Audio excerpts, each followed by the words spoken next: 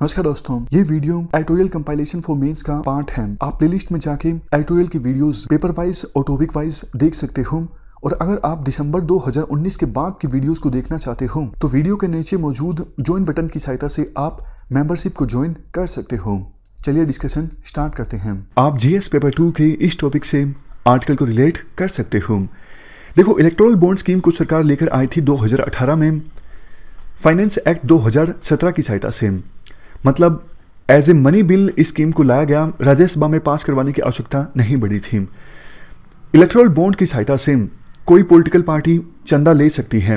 मतलब हम भी किसी पॉलिटिकल पार्टी को चंदा देना चाहते हैं तो आरबीआई डेजिग्नेटेड जो बैंक्स हैं वहां से हम इलेक्टोरल बॉन्ड परचेज कर सकते हैं और उन बॉन्ड्स को हम उस पॉलिटिकल पार्टी को दे सकते हैं जिसे हम चंदा देना चाहते हैं। बट देखो, इलेक्टोरल बॉन्ड स्कीम से रूलिंग पार्टी को ज्यादा फायदा होता है और जब से ये स्कीम आई है रूलिंग पार्टी को ही ज्यादातर चंदा मिला है इलेक्टोरल बॉन्ड्स की सहायता से।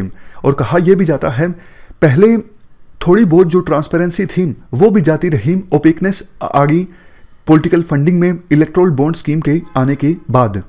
तो पिछले साल मामला पहुंचा था सुप्रीम कोर्ट में कि इस स्कीम को खत्म कर दिया जाए, नलीफाई कर दिया जाए। बट देखो, अप्रैल 2019 में सुप्रीम कोर्ट की बेंच जिसको हेड कर रहे थे उस समय चीफ जस्टिस ऑफ इंडिया थे रंजन गोगोई, उन्होंने ये कहा था अभी देखो टाइम काफी ज्यादा लिमिटेड है और ये इशू काफी ज्यादा कॉम्प्लेक्स है। तो उन्होंने एक प्रकार से आदेश दे दिया था सभी पॉलिटिकल पार्टीज को कि वो इलेक्शन कमीशन ऑफ इंडिया को बताएं कि उन्हें इलेक्टोरल बॉन्ड्स की सहायता से कितना चंदा प्राप्त हुआ है और किससे हुआ है। तो ये आदेश उस समय सुप्रीम कोर्ट ने दिया था जब मामला पहुंचा था इलेक्टोरल बॉन्ड स्कीम से संबंधित सुप्रीम कोर्ट में, रद्द नहीं किया था इस स्कीम को। अब देखो, दिल्ली इलेक्शन से पहले एक बार फिर से इलेक्टोरल बॉन्ड्स निकाले गए हैं बैंक्स के द्वारा। मतलब उनको खरीदकर पॉलिटिकल पार्टीज को फंड दिया जा सकता है। तो मामला एक बार फिर से सुप्रीम कोर्ट में पहुंचा है कि इलेक्टोरल बॉन्ड्स को खत्म कर दिया जाए क्योंकि इससे सिर्फ रूलिंग पार्टी को फायदा होता है। लेकिन देखो, सुप्रीम कोर्ट ने तत्काल कोई भी एक्शन नहीं लिया। सुप्रीम कोर्ट ने कहा क्योंकि पिछले साल सुप्रीम कोर्ट की एक बेंच ने इलेक्टोरल बॉन्ड स्कीम को स्ट्राइक डाउन नहीं किया था तो हम समय लेंगे। उन्होंने सेंट्रल गवर्नमेंट को नोटिस दिया है इलेक्टोरल बॉन्ड स्कीम पर जवाब देने के लिए। तो 14 दिनों का वक्त सेंट्रल गवर्नमेंट को दिया गया है। आर्टिकल में कहा जाता है, देखो, जब पिछले साल सुप्रीम कोर्ट की एक बेंच ने इलेक्टोरल बॉन्ड स्कीम को स्ट्राइक डाउन करने से मना किया था तो उन्होंने ये कहा था हमारे पास टाइम लिमिटेड है और ये इश्यू कॉम्प्लेक्स है, इसलिए हम इस स्कीम को स्ट्राइक डाउन नहीं कर रहे हैं। बट देखो, उसके बाद काफी सारे फैक्ट्स पब्लिक डोमेन में आए हैं। फैक्ट्स जैसे कि आरबीआई और इलेक्शन कमीशन ऑफ इंडिया ने विरोध किया था इस स्कीम का। फैक्ट्स जैसे कि ज्यादातर डोनेशन रूलिंग पार्टी को प्राप्त हुआ है इस स्कीम की सहायता से। इवन देखो, आर्टिकल में यह भी कहा जाता है जब ये स्कीम आई थी तो इलेक्शन कमीशन ऑफ इंडिया ने अपने काफी सारे कंसर्न्स रेज किए थे, न सिर्फ इलेक्टोरल बॉन्ड स्कीम पर बल्कि फाइनेंस एक्ट में जो दूसरी चीजें थी उनके ऊपर भी। कौन कौन सी दूसरी चीजें थी जिनको लेके विरोध दर्ज करवाया गया था इलेक्शन कमीशन ऑफ इंडिया के द्वारा? जैसे देखो, एक चीज ये थी कि पहले एक रूल हुआ करता था, कोई भी कंपनी अपने पिछले 3 साल के एवरेज प्रॉफिट का सिर्फ 7.5% किसी पॉलिटिकल पार्टी को चंदे के रूप में दे सकती है। बट ये कैप हटा दिया गया था फाइनेंस एक्ट 2017 में। मतलब अब कोई भी लिमिट नहीं है पॉलिटिकल पार्टी के ऊपर कि कितना वो डोनेशन, किसी भी कंपनी के ऊपर कितना वो डोनेशन किसी पॉलिटिकल पार्टी को दे सकती है। तो इसका नतीजा क्या होगा?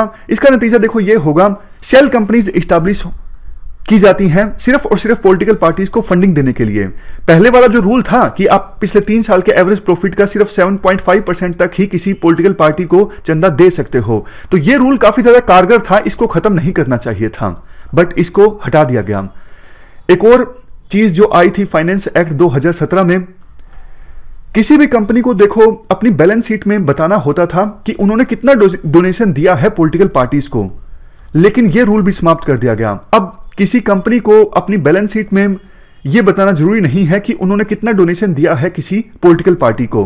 तो पहले जो ट्रांसपेरेंसी हुआ करती थी वो अब ओपेकनेस में कन्वर्ट हो गई है। नेक्स्ट पॉइंट, पॉलिटिकल पार्टीज को फॉरेन सोर्सेज से जो फंड प्राप्त होता है, पहले देखो इसका अच्छे से रेगुलेशन होता था, बट अब फॉरेन सोर्सेज से पॉलिटिकल पार्टीज बिना किसी रुकावट के फंडिंग हासिल कर सकती हैं। ऐसा प्रोविजन किया गया फाइनेंस एक्ट 2017 में। इससे देखो फॉरेन जो इन्फ्लुएंस है हमारे देश की पॉलिसी मेकिंग पर वो इंक्रीज होगा। ये रूल हमारे देश के हित में नहीं है। तो कुल मिला के आर्टिकल में ये कहा जाता है इलेक्टोरल बॉन्ड स्कीम और इसके अलावा फाइनेंस एक्ट 2017 में ये जो पॉइंट्स हमने डिस्कस किए, इनसे पॉलिटिकल फंडिंग में ट्रांसपेरेंसी के बजाय ओपननेस आती है। इससे ब्लैक मनी का इस्तेमाल होता है पॉलिटिकल फंडिंग के लिए। देखो पॉलिटिकल फंडिंग हमारे देश की डेमोक्रेसी के लिए एक बहुत ही इंपॉर्टेंट इशू है। तो आवश्यकता यह है कि सुप्रीम कोर्ट इस इशू पर अर्जेंट हियरिंग करती। सुप्रीम कोर्ट ने 14 दिनों का टाइम दे दिया सेंट्रल गवर्नमेंट को जवाब देने के लिए।